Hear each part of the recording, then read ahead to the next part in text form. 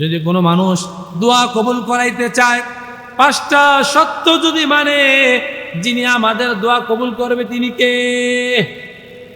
1 নম্বরে হারাম থেকে বেঁচে থাকা, হারাম ভক্ষণ না করা, রিজিকের মধ্যে হালালটাকে গ্রহণ করা, নিজের ইনকামের মধ্যে হালালটা ঢুকানো।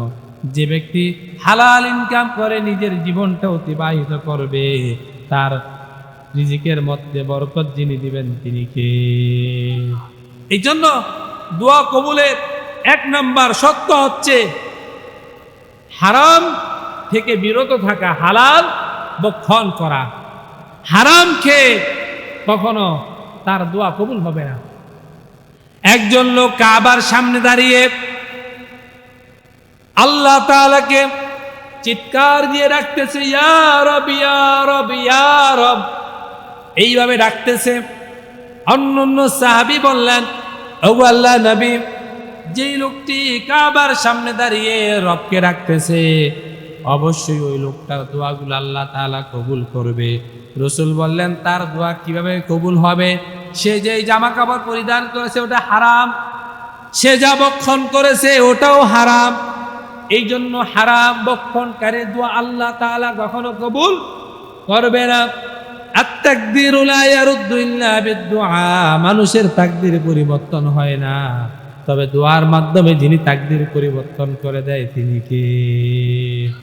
আমরা ইমানে মুফাসসালের মধ্যে পড়েছি, ওয়াল কদরি খায়রি ওয়া শাররিহি মিনাল্লাহি তাআলা, তাকদীরের ভালো মন্দ একজন নির্ধারণ করে, তিনি কে?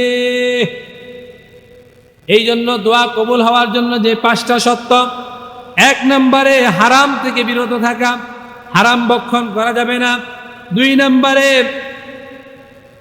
সৎ কাজের আদেশ দেওয়া, অসৎ কাজ থেকে মানুষদেরকে নিষেধ করা। আল আমিরুনা বিল মারুফ ওয়ান নাহুনা আনিল মুনকার। একটা মানুষ একটা অপরাধ করতেছে, বলবেন বাইরে তুমি যেই কাজ করতেছে এটা হচ্ছে অপরাধ, এটা হচ্ছে গুনাহের কাজ, এই কাজ করা যাবে না। আবার সৎ কাজের আদেশ দেওয়া, আজান হলে পরে মসজিদের দিকে মানুষদেরকে ডেকে নিয়ে আসা। রমজান মাসে যদি কেউ ইচ্ছাকৃতভাবে ওপেন পানাহার করে বাইরে, রমজান মাসে এই কাজ করা যাবে না। একটা মানুষ গুনাহের মধ্যে লিপ্ত, তাকে বলতে হবে তুমি এই গুনাহটা করো না, কারণ গুনাহের কারণে আল্লাহ তাআলা তোমাকে পাপ দিবে, তোমাকে শাস্তি দিবে। এই জন্য আল আমিরুনা বিল মারুফ ওয়ান নাহুনা আনিল মুনকার, মানুষদেরকে সৎ কাজের আদেশ দেওয়া, অসৎ কাজের নিষেধ দেওয়া, এই আদেশটা কার? 3 নম্বরে আমরা দোয়া করলে মনে মনে চিন্তা করি আমার দোয়া কবুল হয়েছে কি হয় নাই। না, আপনি যদি হালাল ভক্ষণ করেন, হারাম থেকে বেঁচে থাকেন, আল্লাহ তাআলার কাছে যদি খালেস নিয়তে দোয়া করেন, যিনি আপনার দোয়া কবুল করবে তিনি কে? 4 নম্বরে দোয়া করার সময় মনোযোগ সহকারে দোয়া করবেন। দোয়া করার সময় মনোযোগ সহকারে দোয়া করা।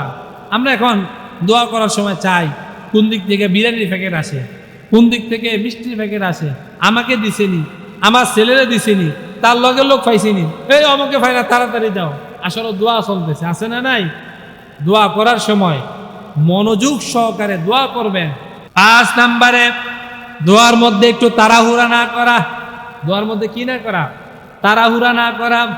আমরা তো দেখা যায় ইমাম সাহেব যদি একটু লম্বা মুনাজাত দেয়, তো এত বড় মুনাজাত দিছেন, বলে কি বলে না?